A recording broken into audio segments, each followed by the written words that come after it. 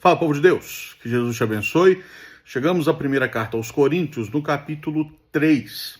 A ênfase de Paulo aqui é mostrar como, basicamente, ele e todos os outros que trabalharam pela e na igreja de Corinto são apenas servos de Deus. Todos nós estamos reduzidos a este mesmo nível, e isso é maravilhoso.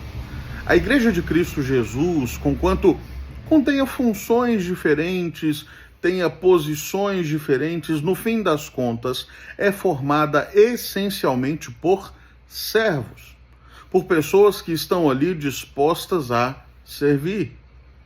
Paulo começa lembrando um fato essencial. A igreja é família. A igreja é um povo em que todos se reconhecem e se chamam de irmãos. E assim são porque filhos do mesmo Pai, o nosso Deus. Portanto, o que Paulo propõe aqui, logo de início, não faz sentido que haja tais divisões. Imagine uma família tão quebrada. Imagine uma família tão dividida. Nós sabemos que, infelizmente, esta é uma realidade de muitos, mas não pode ser a realidade da vida da igreja. Em hipótese alguma. A igreja não pode viver como uma família quebrada, como uma família desestruturada, destruída, desestabilizada. Não. Nós somos irmãos. Aqueles que vêm a nós, que trabalham, se esforçam, muitas vezes se afadigam no serviço, são servos. Por isso que não faz sentido que na igreja local, e aí eu trago bem para a realidade presente, que na igreja local nós sejamos devotos de líderes humanos. Ai, porque eu sou do pastor fulano, eu sou do time do presbítero tal. Queridos, está errado. Isso está errado. Todos são meros servos. Estão aqui para compartilhar aquilo que de Deus receberam. Por isso que Paulo enfatiza o papel de cada um. Olha, eu plantei, Apolo regou, mas no fim das contas, sabe quem que deu o crescimento? Sabe quem fez vocês serem igreja? Sabe quem fez vocês serem de fato fortalecidos? Foi Deus. Ainda que homens passassem por aqui e trabalhassem, o crescimento vem de Deus.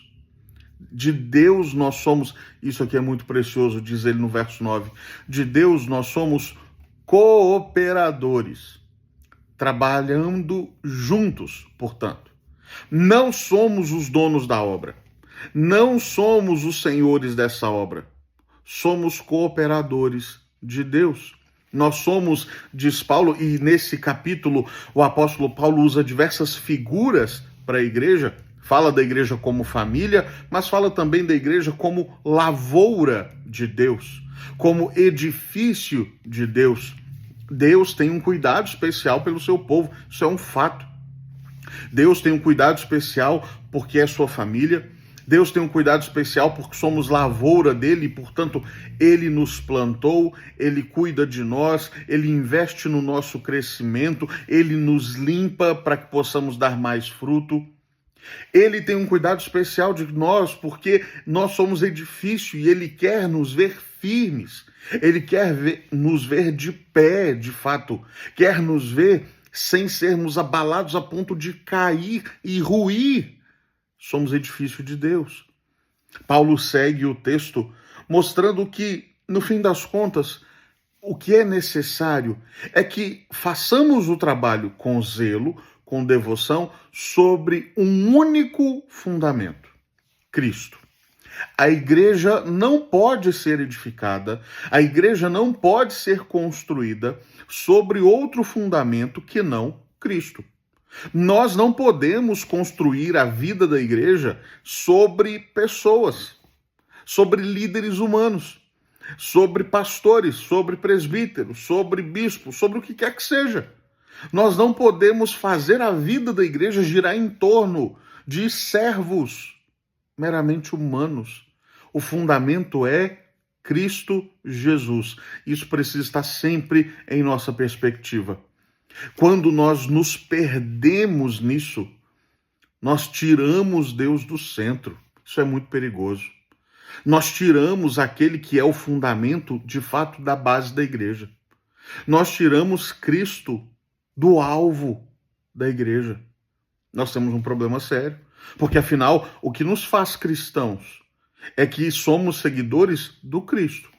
É que construímos a vida em torno de Cristo, firmados em Cristo. E se isso sai de cena, não somos mais cristãos. Não somos mais igreja, não somos mais povo de Deus. Paulo, como eu disse, usa algumas figuras para a igreja e ainda diz que nós somos, além de família, lavoura e edifício, santuário de Deus. Olha que precioso. No Antigo Testamento, Deus manifestava a sua presença através do tabernáculo primeiro e depois do templo.